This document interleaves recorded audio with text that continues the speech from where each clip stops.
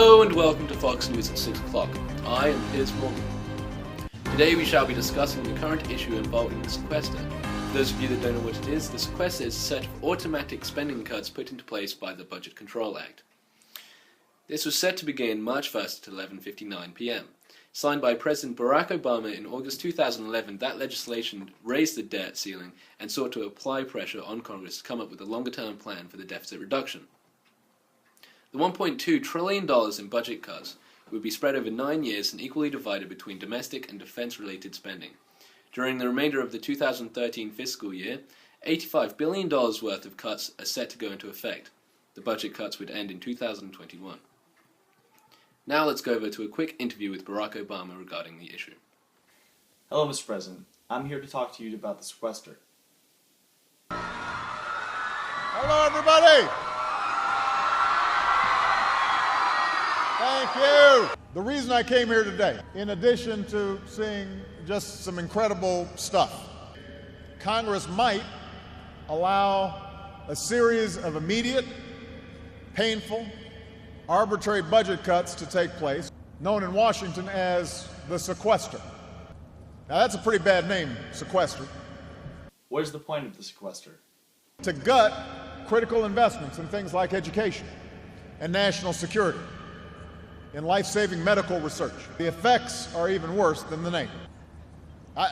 It's true. What is the economic impact? Instead of cutting out the government spending we don't need, the sequester will weaken America's economic recovery. You know that if Congress can't get together and plan our nation's finances for the long term, some of your jobs and businesses could be at risk. But hundreds of thousands of jobs are currently in jeopardy because of politics in Washington. The threat of these cuts has already forced the Navy to cancel the deployment or delay the repair of certain aircraft carriers. About 90,000 Virginians who work for the Department of Defense would be forced to take unpaid leave from their jobs.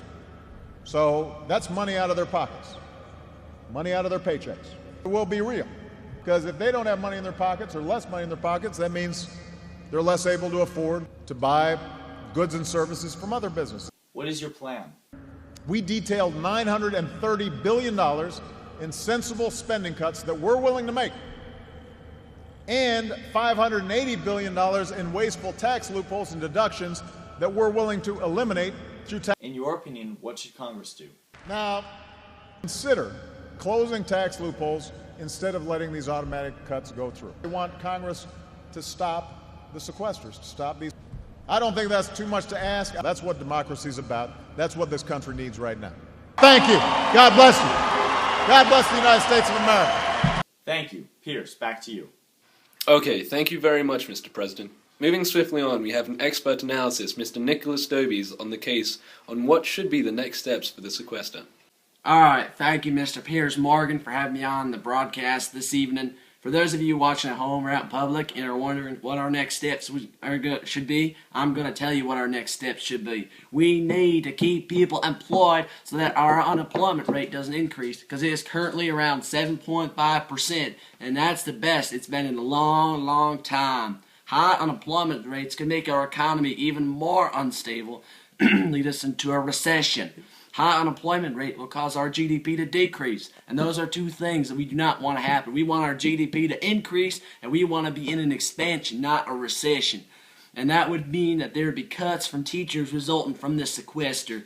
And we need to invest in our future by providing education for our kids and making sure they get the best education possible. Not cut back on teachers, because the quality of education they may receive, if teachers are cut back, the quality of it may just plummet and decrease, and we need to invest in our future. That's the most important thing we can invest in right now. So that way, the students in school right now can get to spots where we are right now, like you are, Mr. Piers Morgan. They can do those jobs and help our economy and help our nation, and they need to be educated in order to do so.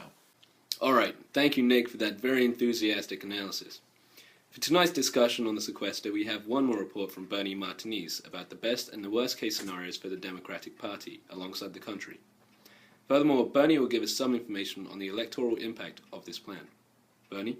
Thank you, Piers Morgan. The best case scenarios for this plan would be that there would be an alternative route for the country to go down, and as a result, many of the budget cuts would not go into place. This would save many of the jobs for people within the country and prevent a contraction from occurring. The worst case scenario, however, will be the exact opposite, in which all of Obama's cuts go into place within the educational sector, the military, healthcare, and many more significant areas within our government. In turn, this would send the GDP spiraling down, and all the efforts to improve the unemployment rate would have been for nothing. Nothing at all. This would also prevent the stimulation of the economy, as it would remove the money from the workers' pockets and reduce the flow of money toward both the product and factor markets. However, in addition to this, there would be a drastic electoral impact depending on the situation regarding the sequester. For example, if the sequester passes and each budget cut was to be put into place, many people would be upset and disappointed by Obama's decision to put the citizens of America into a state of recession, in turn reducing the number of votes that he would receive in his next electoral vote. Thank you, Bernie, for that interesting report. This is Fox News signing out. Citizens of America, I bid you good night.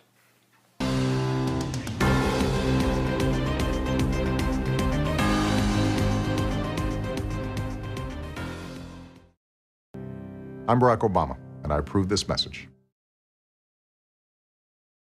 There's no smart way to do that.